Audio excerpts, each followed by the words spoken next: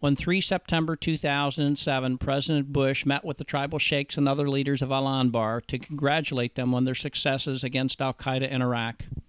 Sitting to the left of the president, Sheikh Sattar Albu-Risha thanked the president for the opportunity to meet and credited the success to the unification of the tribes in a movement that he coined Sahawa, or the Awakening.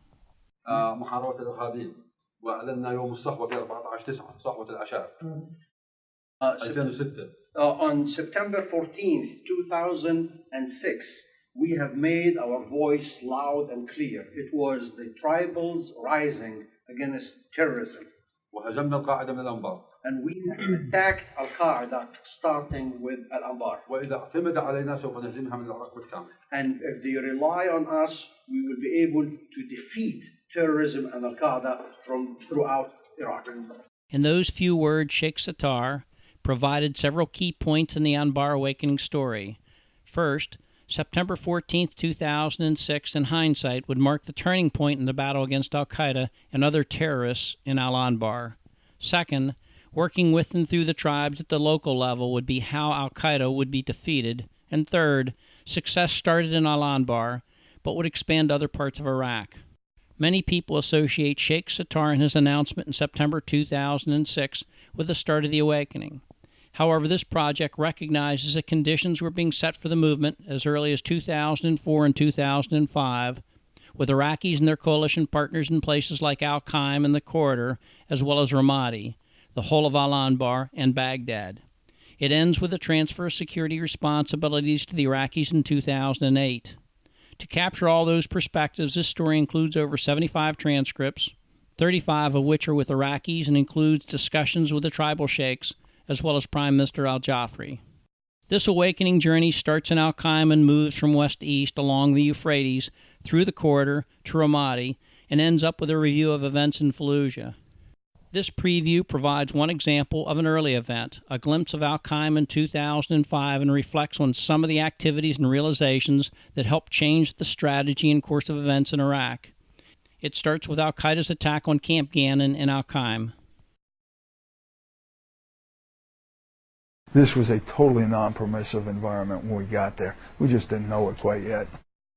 They ran a vehicle up Market Street into the POE. Boom, it blew. They brought a second one into the POE. It blew.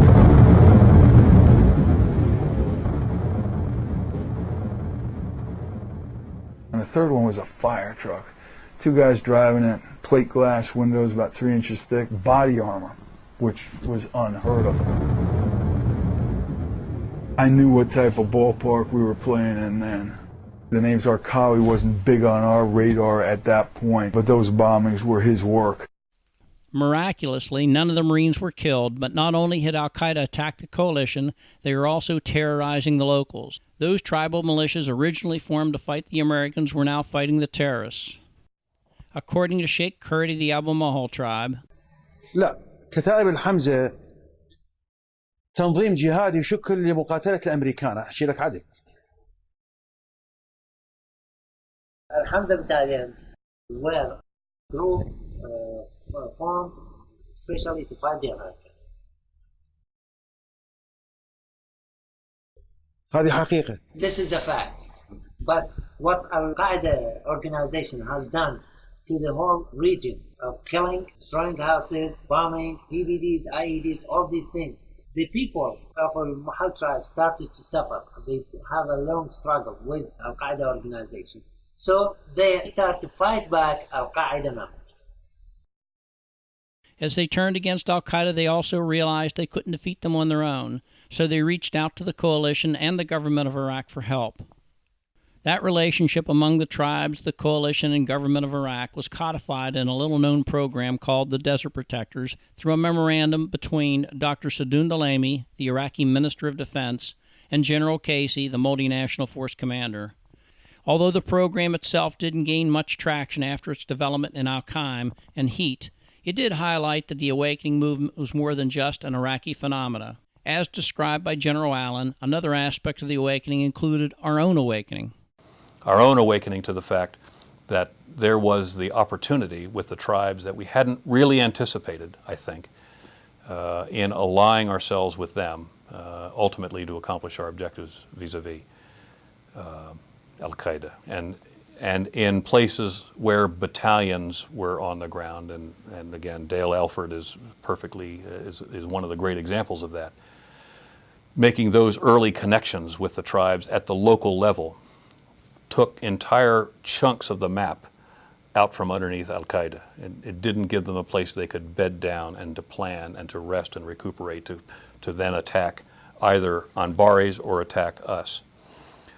Again, that was one short glimpse of an incredible story. In addition to providing a continuous narrative from 2004 to 2008, the DVD also stimulates discussions on a number of topics, such as culture, force requirements and motivation, and responds to questions such as, what part did the Surge play in the Awakening? What were the Lioness teams?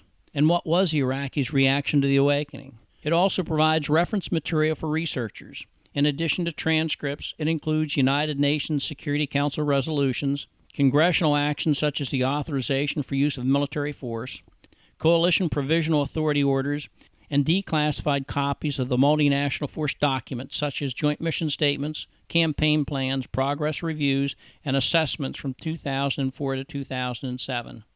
That ends the preview, but not the study of the Anbar Awakening. There are a multitude of excellent studies on the Anbar Awakening. This provides one project's awakening narrative to include reference materials, analysis, and conclusions. As a training and education resource, we encourage users to challenge those conclusions, continue the investigation, conduct your own research and analysis, and develop your own conclusions.